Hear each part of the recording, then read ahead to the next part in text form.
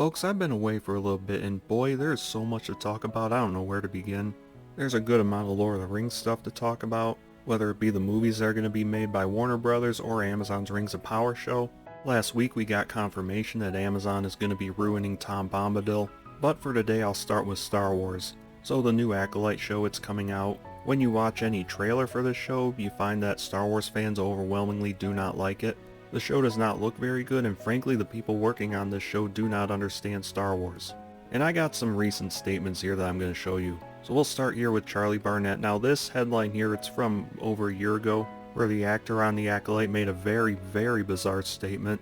This is from April of last year. The Acolyte actor Charlie Barnett says the best part about Star Wars is there is no good or evil, depends on what side you're standing on. And we Star Wars fans, we look at this statement and we think, what?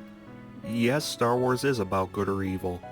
It's very much about good or evil. But as usual, when actors make statements like this, nobody questions them. Well, Charlie Barnett made another odd statement, and actually he made this statement twice in a couple of interviews. Let's see what he had to say recently. Why Palpatine would be committed to the directions that he's committed to, as bad or good, however you view it. I personally will see it as bad, but a lot of people would see the sides that are like, well, Anakin just killed a whole Death Star. How many people died on that? Is that not bad? Wait, Anakin blew up the Death Star? What? No, that was Luke who did that. I mean, Anakin blew up that one Trade Federation, whatever that thing was called, station. I don't remember what it was called at this point. But the Death Star, no, that was Luke Skywalker who blew that up. Now folks, when I watch this one clip just by itself, you could say, maybe he just made a slip up, maybe he accidentally said Anakin instead of Luke. You could give him the benefit of the doubt. There was another interview that they gave, and let's see if he gets it right this time. People have been talking to me online about how Darth Vader is such a bad person. It's very clear, and it's very well established from those actions. But if you can't look and see that Anakin blowing up the Death Star possibly killed millions and millions of people, I'm going to get in trouble for saying this right now. You should just shut up. It's just like, shut up. I love you. You should shut that up. is the beauty. Folks, it's kind of funny how Daphne Keene here is telling him to shut up, right after he says for the second time that Anakin blew up the Death Star. Again, if he says that once, it could be a slip-up, but he did it twice. He said twice that Anakin blew up the Death Star, not Luke Skywalker. He said that, yes, Darth Vader is evil, but Anakin blew up the Death Star. Anakin is Darth Vader. I mean, I tell you folks, these people, it's fair to question whether they've even watched Star Wars or not. It really is fair to question that. I mean, if you say that once that Anakin blew up the Death Star, that might just be a little slip-up, but if you say it twice, then I have to start thinking that you actually believe that. And again, this guy did say the best part about Star Wars is there is no good or evil. So yeah, I think there's a good chance he hasn't watched the original Star Wars movies. Alright, let's move on. So here's another bizarre statement from a little over a year ago. The Acolyte actress Jodie Turner-Smith claims Star Wars is very patriarchal. So the Acolyte, I'm sure, is going to be correcting this. They're going to make it more female-centric. Which, if you ask me, Disney has not been hammering us enough with that. All we've had was Rey as the main character in the sequel Star Wars trilogy. We had Admiral Pinkhair in the sequel trilogy, whatever her name was. You had Rose Tico, you had Jyn Erso from the Rogue One movie. There was that one Inquisitor from the Obi-Wan show. There was the one Mandalorian who now has the Darksaber. I don't even remember these characters' names, to be honest. The only other character I remember was Cara Dune, but Disney fired the actress because she had incorrect opinions. But anyway, Star Wars is very patriarchal. Then here, back to Charlie Barnett, believes he couldn't play a Jedi because I was not reflected for so many times throughout these films in the past, which he's talking about diversity, saying he hasn't been reflected in previous Star Wars movies. And then here, Entertainment Weekly, Amanda Stenberg on how The Acolyte has made sci-fi safe for black nerds. Apparently science fiction was not safe for black people until The Acolyte show came along. And then here we have Star Wars The Acolyte confirmed to feature lesbian character. So Jodie Turner-Smith, who says Star Wars is patriarchal, she's playing a lesbian leader of a regal coven of witches. Put a chick in it, make her gay!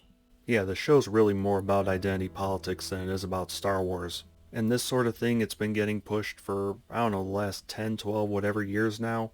And fans are getting sick of it. All fans want are good, fun, entertaining stories. In this case with Star Wars, all Star Wars fans want are fun Star Wars movies, fun Western space adventures. People flying spaceships, people fighting with lightsabers, stuff like that. That's all they want. They don't want messages pushed on them. And here we have Kathleen Kennedy saying female Star Wars creators get attacked in ways that can be quite personal due to the fan base being so male dominated. So in other words, they're playing the victim card here.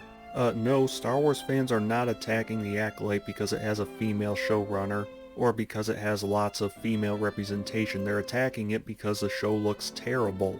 And secondly, on the subject of the fan base being quote-unquote male-dominated. Yeah, most Star Wars fans are men. So what? What's wrong with that? Dare I say this, men and women tend to be interested in different things. Men generally like action stories more than women do. It's always been that way and it's always going to be that way. Women generally like romance more than men do. Always been that way, always will be that way. Women tend to like the color pink and they tend to like shoes and, I don't know, clothes and whatever the hell else it is that women like. This is why Barbie did so well in theaters last summer. On the other hand, comic book movies tends to be more of a genre with action in it, and so most of the audience is men. So generally speaking, if you're going to be pushing girl power in a genre where most of the audience is men, the end result typically is that most of the audience just ends up rolling their eyes. Here's another headline for you. Leslie Headland declares people opposed to wokeness are not Star Wars fans. And she says anyone who engages in bigotry, racism, or hate speech I don't consider a fan. And this right here, this is the same tired tactic that Hollywood uses over and over again, whether it be Star Wars or Lord of the Rings recently with Rings of Power, and countless other franchises. They take over that IP, they put their ideology into it, they make it woke, so to speak. The stories they come up with are always terrible, but they have a diverse cast in their movie or their show or whatever. And so when fans talk about how much they don't like that show or movie, those fans, they just get called bigots. Period. End of discussion. It is the same tired tactic over and over again. Now let's take a look at some of George Lucas's opinions here, the actual creator of Star Wars. Here at The Hollywood Reporter, George Lucas says ideas in the original sort of got lost in post-Disney Star Wars films. And he's quoted as saying, "I was the one who really knew what Star Wars was, who actually knew this world because there's a lot to it. The Force, for example, nobody understood the Force," he said. "When they started other ones after I sold the company, a lot of the ideas that were in the original sort of got lost.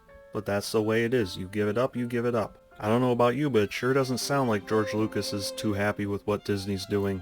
Then we have here at Variety, George Lucas rejects Star Wars critics who think the first 6 films are quote-unquote all white men.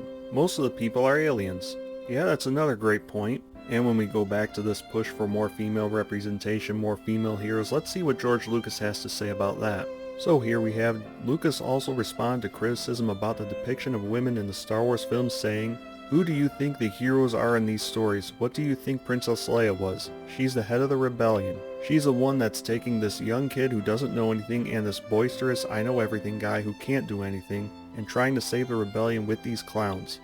And it's the same thing with Queen Amidala." He continued, "You can't just put a woman in pants and expect her to be a hero. They can wear dresses, they can wear whatever they want. It's their brains and their ability to think and plan and be logistical. That's what the hero is." Yeah, I mean, not every single female character out there needs to be an unbeatable girl boss. But that's basically what Hollywood's been doing. They've been doing the same thing over and over again to basically every female character in their stories. I mean, at this point, it's predictable and it's kinda eye-roll inducing. So folks, this show's coming out now. I don't know how many people out there think The Acolyte is going to do well. I for one think the show's going to be a huge flop. The people working on the show, they do not understand Star Wars. And frankly, Star Wars has been dead for a few years now. Disney absolutely destroyed Star Wars. Everyone, I hope you enjoyed this video and I'll see you next time. Take care until then.